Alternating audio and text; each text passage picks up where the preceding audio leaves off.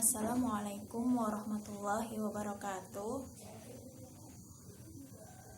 Alhamdulillahirrabbilalamin. Wassalatu wassalamu ala asrafil anbiya'i wal mursalin wa ala alihi wa sahbihi ajma'in. Amma ba'du.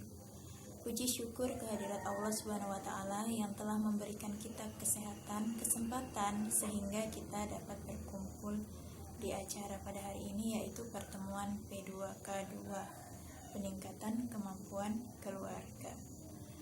Dan tak lupa pula selawat berangkaikan salam kita hadiahkan kepada junjungan kita Nabi besar Nabi Muhammad Sallallahu Alaihi Wasallam.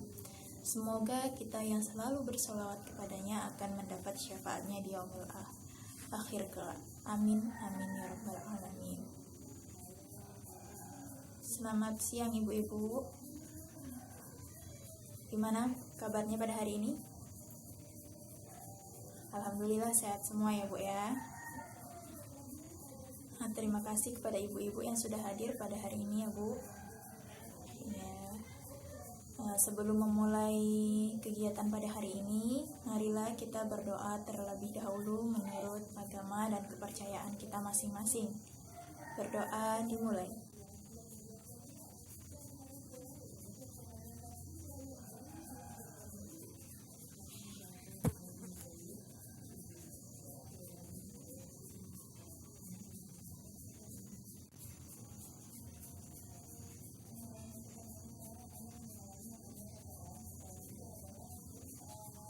Berdoa selesai.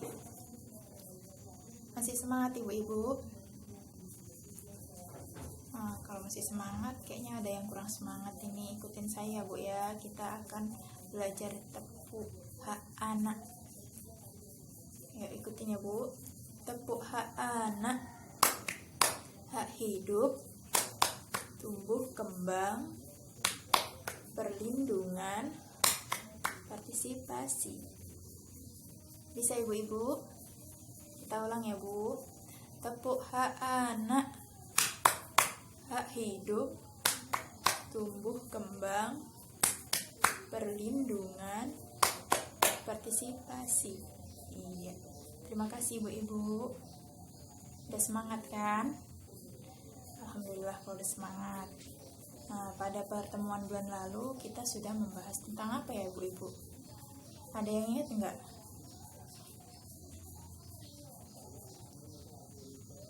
Iya benar Bu, pencegahan kekerasan dan perlakuan salah pada anak. Di dalam pencegahan kekerasan dan perlakuan salah pada anak ini contohnya seperti apa sih? Iya, contohnya itu memberikan kasih sayang kepada anak, tidak melakukan kekerasan atau pemukulan. Kalau anak kan memiliki hak-haknya tadi ya kan. Hak anak tadi apa? Tadi kan ada tepuknya, tepuk hak anak.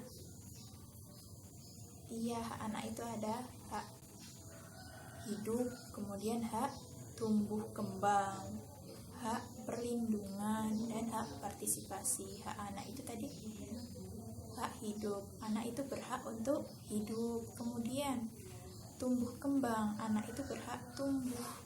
Istilahnya dengan memberi makan makanan yang bergizi, kasih sayang. Kemudian ada hak perlindungan. Hak perlindungan ini anak harus dilindungi. Kemudian ada hak partisipasi. Anak ini bebas menyampaikan pendapatnya. Kita sebagai orang tua harus mendengarkan pendapat anak, tidak boleh mengacuhkannya ya ibu-ibu. Pada kali ini kita akan membahas materi tentang penelantaran dan eksploitasi terhadap anak. Nah, ibu-ibu, siapa yang tahu apa itu penelantaran terhadap anak?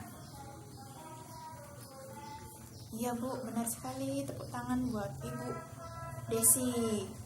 Kita beri tepuk apa ya? Tepuk mantul aja ya. Tepuk mantul. Mantul, mantul. Mantul, mantul. Mantap, betul. Iya, tadi penelantaran terhadap anak contohnya anak ditinggalkan gitu aja, tidak dikasih makan, kebutuhannya tidak dipenuhi. Nah, untuk mengetahui lebih lanjut tentang penelantaran. Apa itu penelantaran terhadap anak?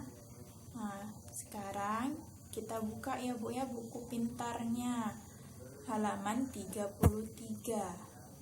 Nah, dibaca dulu ya Bu ya, dipahami apa itu penelantaran terhadap anak.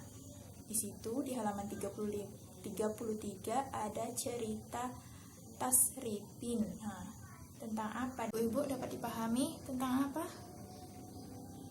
Tentang tasrifin yang mencukupi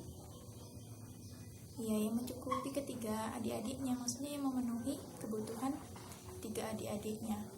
Loh, ayahnya kemana Ibu? Orang tuanya kemana? Iya benar sekali, orang tuanya, ayahnya pergi ke Kalimantan untuk bekerja dengan kakak sepupunya. Kemudian ibunya meninggal akibat terkena longsor. Iya, di situ itu Tasrifin bekerja untuk memenuhi kehidupan adik-adiknya. Adik-adiknya ada berapa tadi Bu? Ada 3 ya Bu ya. Pekerjaan Tasrifin apa aja Bu? Iya, bekerja di sawah, membantu warga. Ini termasuk penelantaran. Iya, termasuk penelantaran anak. Dapat disimpulkan bahwa tindakan ayat tasrifin ini merupakan tindakan penelantaran terhadap anak. Karena apa? Ayahnya pergi ke Kalimantan, tidak mencukupi kebutuhan anaknya, tidak memberikan hak-hak anaknya, ditinggal begitu saja, ya kan Bu? Iya. Penelantaran. Nah, dari sini dapat disimpulkan bahwasanya penelantaran itu apa? Tidak dilakukannya kewajiban dan tanggung jawab orang tua dalam memenuhi kebutuhan anak, termasuk kasih sayang dan perhatian. Tadi hak-hak anak kan ada hak untuk hidup, tumbuh kembang, kemudian perlindungan dan partisipasi.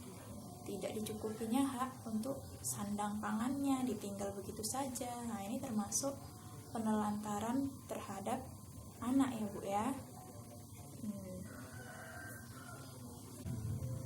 Nah, itu tadi pengertian dari penelantaran terhadap anak. Ada juga jenis-jenis penelantaran Bu. Penelantaran ini ada 4 macam jenisnya. Ada penelantaran fisik, penelantaran mental, penelantaran spiritual, dan penelantaran sosial. Nah, kalau penelantaran fisik ini contohnya seperti apa? Contohnya seperti tidak memberi makan, tidak memberikan pakaian yang layak, kemudian tidak membawa anak ke puskesmas atau berobat ketika sakit. Nah, itu penelantaran fisik contohnya ya Bu ya. Kemudian penelantaran mental. Penelantaran mental ini seperti apa contohnya? Tidak memberikan pendidikan, kemudian tidak memberikan kasih sayang dan perhatian kepada anak. Ini merupakan penelantaran mental. Kemudian penelantaran spiritual. Contohnya seperti apa? Tidak mengenalkan nilai-nilai kebaikan. Kemudian selalu menyalahkan anak. Anak berlaku baik salah, berlaku buruk apalagi ya kan Bu. Ini tidak selalu menyalahkan anak. Nah, jangan selalu menyalahkan anak ya ibu-ibu ya. Kemudian anak tidak boleh beribadah. Nah, kalau anak mau beribadah jangan dilarang ya Bu. Pak, harus didukung untuk beribadah gitu. Kemudian penelantaran sosial. Contohnya apa penelantaran sosial? Ditinggal pergi. Kemudian didiamkan. Kemudian apalagi? Tidak diperdulikan. Dia mau ngapain ya udah sana. Itu tidak boleh ya Bu ya. Itu termasuk penelantaran sosial. Iya, penelantaran sosial. Ibu-ibu. Nah, tidak ada Bu. ada penelantaran. Tadi penelantaran, akibatnya apa jika anak itu diterlantarkan? Penelantaran ini dapat berakibat buruk bagi anak-anak. Terakhir apa? Kasihan anaknya. Akibatnya apa? Anak menjadi putus sekolah. Kemudian kurang gizi karena tidak diberikan makanan yang sehat dan bergizi. Kemudian kemampuan berbahasanya kurang. Dalam berbicara dia kurang, dalam menyampaikan pendapat dia kurang, menjadi pendiam. Kemudian anak merasa tidak aman. Kemudian apalagi? Anak susah bergaul. Itu akibat dari penelantaran anak. Kemudian bagaimana pencegahannya? Yang pertama, memenuhi kebutuhan dasar anak. Contohnya apa kebutuhan dasar anak? Iya, makanan, pakaian, tempat tinggal. Iya, kebutuhan dasar anak itu ya Bu ya. Pendidikan, kasih sayang, itu ya. Kemudian apa lagi? Mendidik anak, mengajari anak tentang apa yang boleh dilakukan dan tidak boleh dilakukan. Kemudian apa lagi? Memberikan kasih sayang dan perhatian. Itulah diantara cara pencegahan terhadap penelantaran anak. Ada yang bertanya ibu-ibu?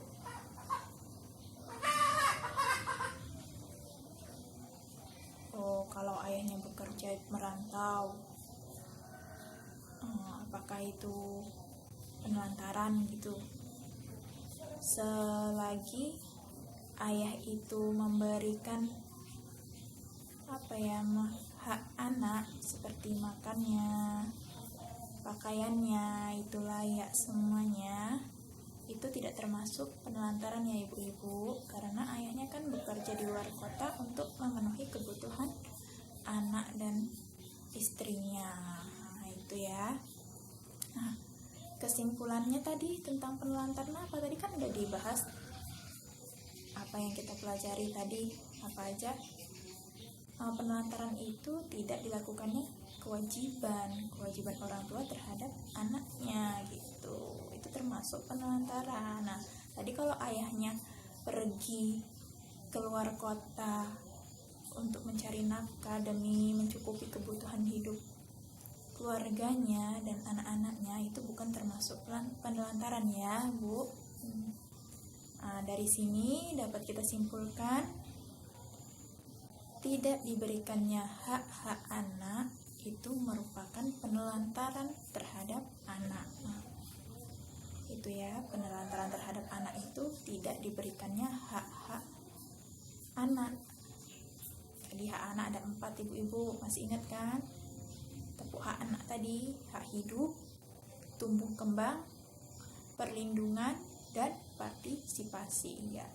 Kemudian sebagai orang tua, kita harus menyayangi anak dan mencegah penelantaran terhadap anak ya. Seperti itu. Jangan sekali-sekali menelantarkan anak, kasihan anaknya ya ibu-ibu. Ada yang bertanya lagi? Kita sudah sampai di sini ya. Terima kasih kepada ibu-ibu yang sudah hadir, dan terima kasih kepada Ibu Yuni yang telah menyediakan tempat kita untuk berkumpul. Jika ada salah kata, saya mohon maaf dan saya akhiri. Assalamualaikum warahmatullahi wabarakatuh.